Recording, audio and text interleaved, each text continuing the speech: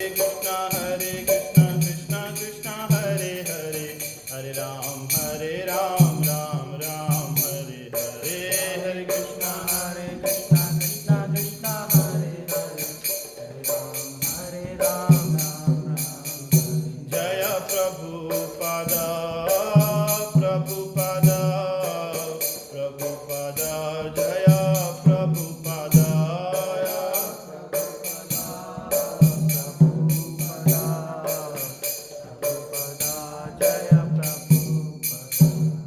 हरिनाम संकीर्तन की, श्रील प्रभुपाद की।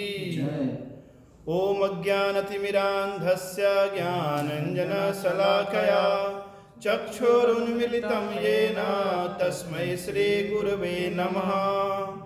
वाञ्छाकल्पतरुभ्यश्च कृपा सिन्धुभ्य एव च पतितानां पावनेभ्यो वैष्णवेभ्यो नमो नमः। श्री कृष्ण चैतन्य प्रभु नित्यानंद, श्री अद्वैत गदाधर श्रीवासादि गौर भक्त वृंदा।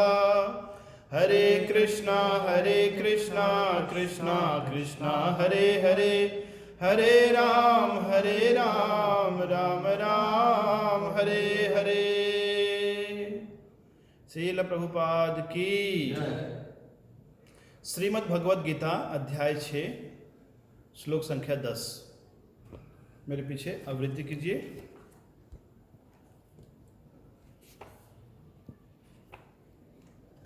10, 11, 12, 13 सभी इन श्लोकों में अष्टांग योग की प्राथमिक विधि का वर्णन किया गया है कि कैसे हमें ध्यान योग प्रारंभ करना है। पहले कुछ श्लोकों में भगवान ने कहा योगारूढ़ अवस्था को प्राप्त योगी के लक्षणों का वर्णन। 10वां श्लोक, योगी जुंजित योगी जुंजित सततम आत्मानं रहसि स्थिता एकाकी यत चित्तात्मा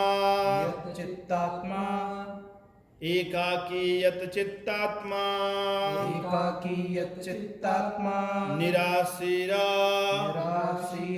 अपरिग्रह योगी युञ्जित सततम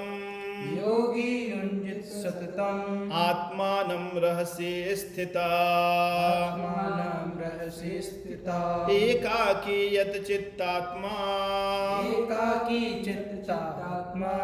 निराशीरा परिग्रह योगी युञ्जित सततम आत्मानं रहसि स्थिता एकाकी यत चित्तात्मा निराशीरा परिग्रह। पिछले कुछ श्लोकों में भगवान ने ऐसे उच्च योगी के लक्षणों का वर्णन किया कि कैसे वो मित्र, शत्रु, पापी, साधु, पुरुष हर प्रकार के लोगों के प्रति समबुद्धिर विशिष्यते, साथ ही समलोष्ट अस्म कांचना, स्वर्ण के टुकड़े, पत्थर के टुकड़े, मिट्टी के ढेले, इन सब के प्रति उसके मन में समान बुद्धि होती है, किसी के प्रति आसक्ति नहीं होती।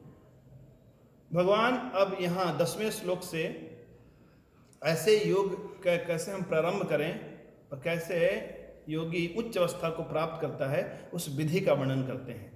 सबसे पहले कहते हैं योगी जुंजित सततम।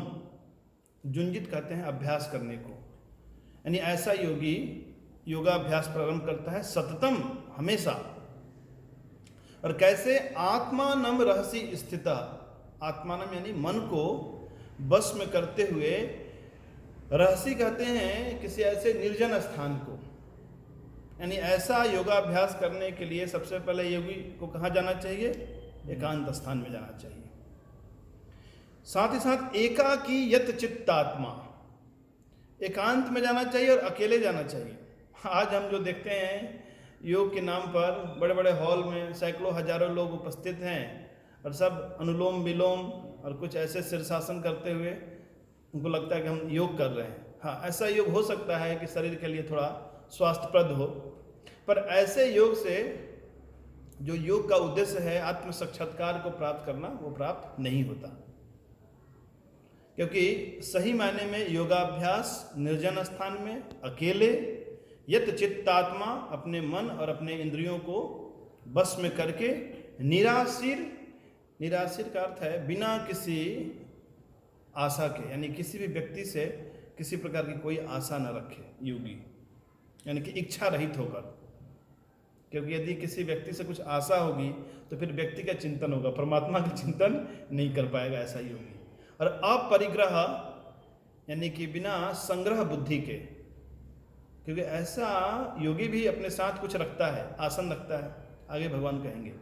लेकिन अपरिग्रह का अर्थ है कि किसी प्रकार की आसक्ति से रहित होकर, यानी कि कोई भी वस्तु को अपना नहीं मानता हो, फिर भी यह कठिन मार्ग है। इसलिए अर्जुन इस अध्याय के आगे कहेंगे कि यह मार्ग मेरे द्वारा संभव नहीं है।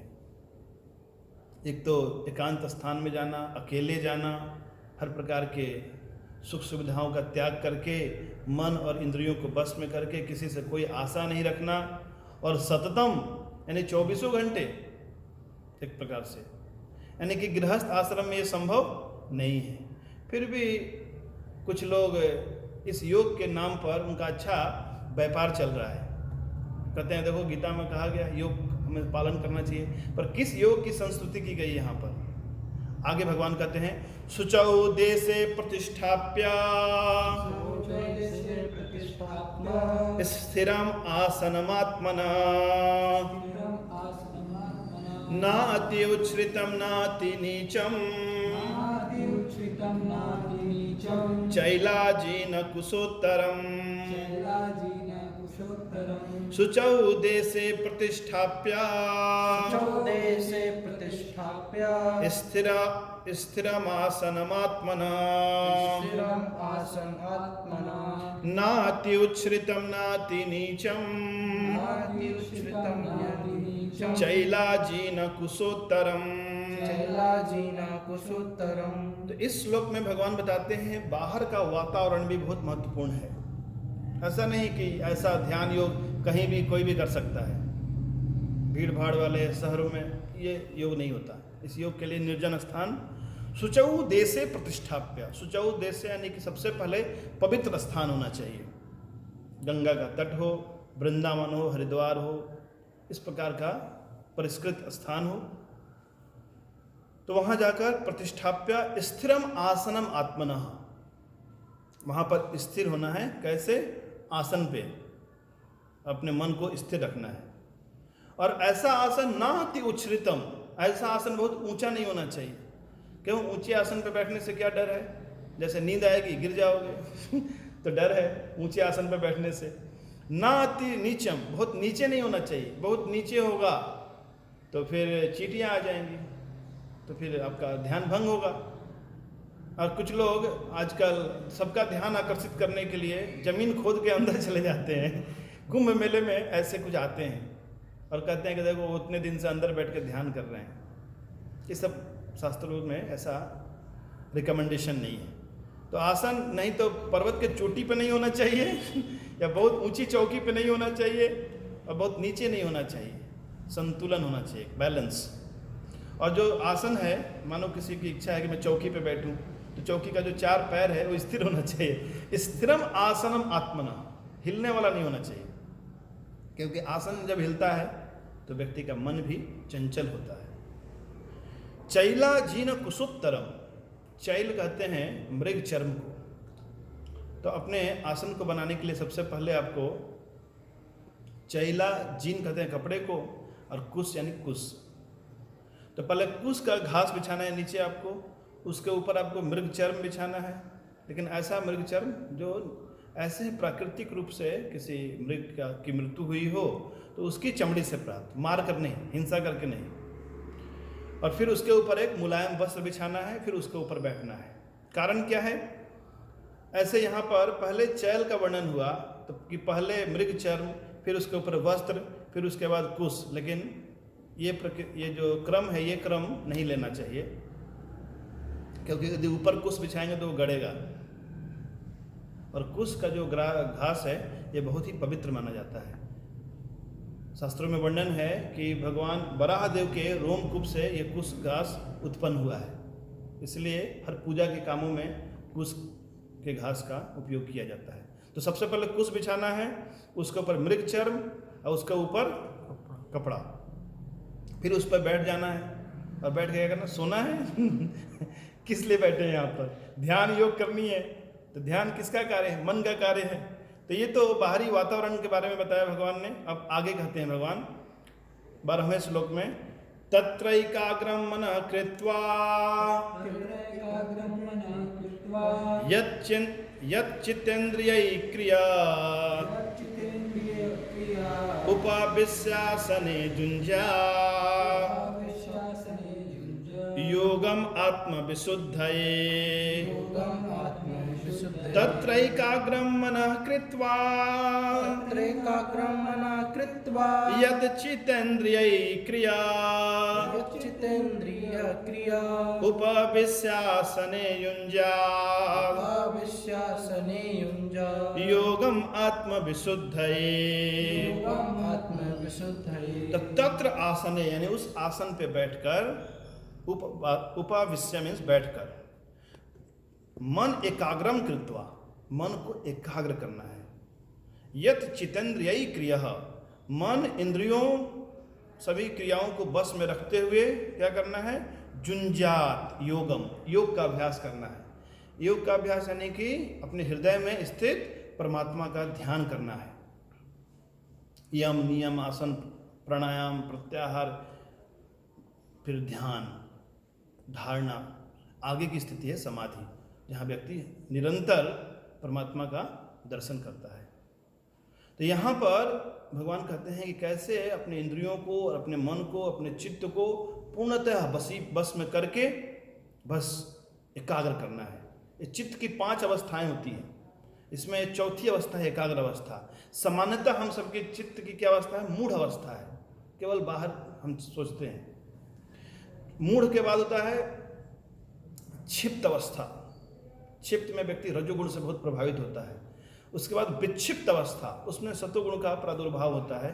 उसके आगे की अवस्था है एकाग्र अवस्था। एकाग्र अवस्था में मन एक जगह केंद्रीभूत होता है।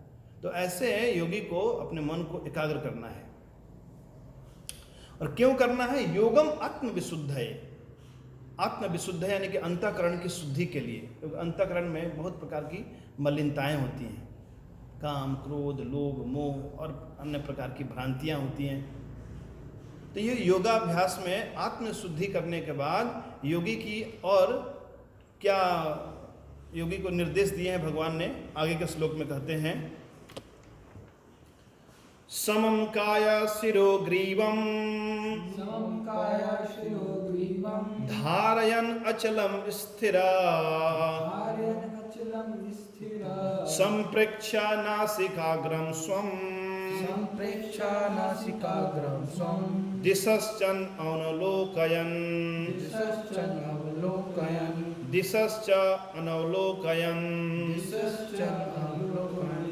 तो इस प्रकार आसन पे बैठकर मन को एकाग्र करके, इंद्रिय मन को चित्त को एकाग्र करके, किसी प्रकार की रिद्धि सिद्धि की कामना न करके, केवल आत्मशुद्धिकरण की इच्छा से। क्योंकि कुछ लोग होते हैं बैठ तो जाते हैं ध्यान मुद्रा में, लेकिन मन में क्या चलता है? कैसे मैं कुछ सिद्धियों को पालूं, कैसे मैं लोगों का ध्यान आकर्षित करूं, कुछ इस तरह संसारिक यानी एक प्रकार से ख्याति पाना चाहते हैं, ढोंग करते हैं ध्यान का। गर्मी के दिनों में ऐसे बैठ जाते हैं, चारों तरफ अंगीठी जलाकर, एक तो ऊपर से प्रचंड गर्मी है और चारों ओर से गर्मी है। लोग देखते हैं बड़े बड़े ध्यानी हैं, लेकिन मन में यही सोच रहे हैं कि कब ये लोग चढ़ावा दें। और भी कई प्रकार के प्रलोभन होते हैं, क्योंकि ऐसा योग अभ्यास सामान्य व्यक्तियों द्वारा संभव नहीं है। इस कलयुग में तो कोई कर भी नहीं सकता है। समम काया शिरो ग्रीवम, सम मीन्स एक सीध में रखना है, काया मीन्स शरीर, शिरो मीन्स सिर और ग्रीवा मीन गर्दन, यानी कि कमर से ऊपर का हिस्सा, गर्दन और सिर एक सीधे रखना है। कितने मिनट के लिए? घंटों। हो सकता है दिन भर। धारयन, धारण करना है, अचलम स्थिरम, अचल होना है। जैसे पत्थर पर्वत है ना, अचल होता है, वैसे ही आपको पर्वत की भांति, पेड़ की भांति स्थिर बैठना है, ऐसे हिलना डुलना नहीं। फिर आपका हो गया ध्यान योग खत्म। यदि आपने हिलना डुलना शुरू किया, आपका ध्यान गया। संप्रक्ष नासिकाग्रम, संप्रक्ष, प्रक्ष मीन्स देखना, कहाँ देखना है? नाक के अग्रभाग पे। इसका अर्थ है कि आपको लेफ्ट नहीं देखना है, राइट नहीं देखना है, सामने कहीं नहीं देखना है, केवल आपको मन को और आपकी दृष्टि को एक जगह स्थिर रखना है। क्योंकि आंखों को यदि जबरदस्ती हम नाक के अग्रभाग पे केंद्रीभूत करेंगे तो सिर दर्द होने लगेगा। तो प्रयास करने का, ज़्यादा समय तक नहीं कर सकते।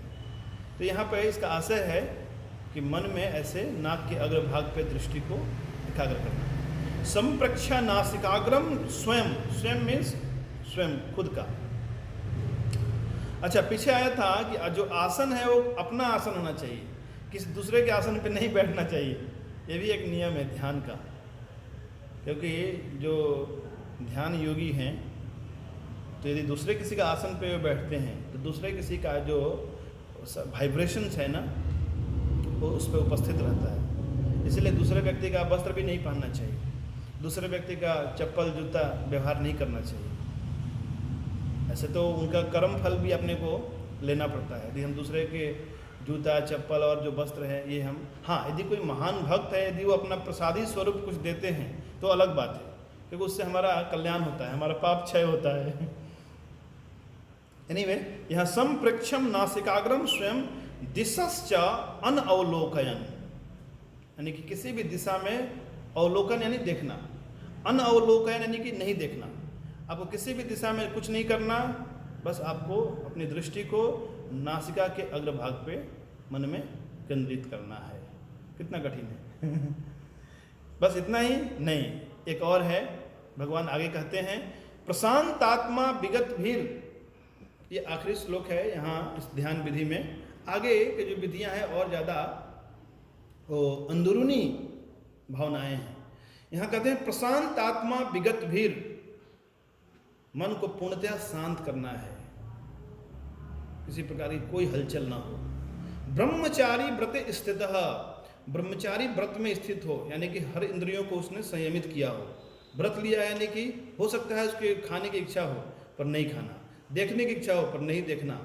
इस प्रकार इंद्रिय भोग की जितनी भी वासनाएं हैं, कामनाएं हैं, उनके ऊपर फुल स्टॉप। कितने लोग कर पाएंगे इस कलयुग में? इसका तात्पर्य है कि यह योग केवल और केवल विरक्त मार्ग के योगी द्वारा ही संभव है। कोई भी व्यक्ति घर गृहस्थी में रहते हुए और घंटा आधा घंटा ध्यान करके इस अवस्था को प्राप्त नहीं कर सकता है। हाँ, ध्यान का वो दिखावा कर सकता है कि मैं भी ध्यान करता हूँ। उस ध्यान से परमात्मा की प्राप्ति नहीं होगी, आत्म साक्षात्कार की प्राप्ति नहीं होगी। हाँ, थोड़े समय के लिए उसका मन शांत हो जाएगा जब ध्यान करेगा, लेकिन ध्यान योग का उद्देश्य है परमात्मा की प्राप्ति। तो प्रशांतात्मा विगत भी ब्रह्मचारी व्रत स्थित मनः संयम्य मत चित्तो युक्त आसित मत्पर। मनः संयम्य, मन को फिर से संयमित करके, मत चित्तो, मत चित्तो यानी कि चित्त को मुझ में लगाकर, युक्त आसित मत्परा, मत्परा यानी कि भगवान यहाँ स्पष्ट कहते हैं मेरे परायण होकर ऐसा योगी ध्यान करे। क्योंकि जब तक भगवत परायण नहीं होगा तो उसको अभिमान उत्पन्न होगा, देखो मैं कितने दिनों से बैठा हूँ यहाँ पर, और जैसे ही अहंकार उत्पन्न हुआ तो योग का सारा जो उद्देश्य है वो विफल हो गया। तो इस प्रकार से शांत मन से विगत भी यानी कि भय रहित होकर, किसी प्रकार का भय नहीं हो, नहीं तो जहाँ भय होगा तो फिर क्या ध्यान कर पाएगा वो। ब्रह्मचारी व्रत में स्थित होकर मन को संयमित करके, अपने चित्त को भगवान में लगाकर, परमात्मा में निवेशित करके भगवत परायण रहे, भगवान के ऊपर निर्भर रहे। जुन्यनेवं सदात्मानं योगी नियत मानसः शांति निर्वाण परमाम मत संस्थाम अधिगच्छति। इस श्लोक मेरे पीछे दोहराइए। जुन्यनेवं सदात्मानं योगी नियत मानसः शांतिम निर्वाण परमा मत संस्थाम अधिगच्छति। तो जुंजन एवं सततम, जुंजन एवं सदात्मानम। जुंजन कहते हैं अभ्यास में लगने को, यानी कि मन को इस प्रकार भगवान में लगाने का अभ्यास। जुंजन एवं सदात्मानम, सदा यानी कि हमेशा। कुछ गैर प्रमाणिक हैं, वो कहते हैं कि नहीं आधा घंटा का भी ध्यान काफ़ी है, इससे परमात्मा की प्राप्ति होगी। यहाँ स्पष्ट बात बार बार कह रहे हैं, सदा सततम, यानी कि ऐसा योगी को हमें पूरी तरह से समर्पित होना होगा इस योगा अभ्यास में। ये घर में बैठकर नहीं होता योग। तो जुंजन एवं सदात्मानम योगी नियत मानसः, तो फिर ऐसा योगी शांति निर्वाण परमाम, परम निर्वाण वाली शांति, यानी ये मोक्ष की शांति जो है, सामान्य शांति नहीं, ऐसी शांति को उपलब्ध करता है। और साथ ही साथ मत संस्थाम अधिगच्छति, भगवान कहते हैं मत संस्थाम, मेरी संस्था में, यानी भगवान की संस्था कौन सी है? आध्यात्मिक जगत। और यदि वो ब्रह्म का चिंतन करता है तो ब्रह्म ज्योति में लीन होगा। यदि भगवान का, श्री कृष्ण का चिंतन करता है तो श्री कृष्ण के पास जाएगा। लेकिन हाँ, यदि जैसी उसकी भावना होगी, उस भावना के तद अनुरूप उसकी गति होगी।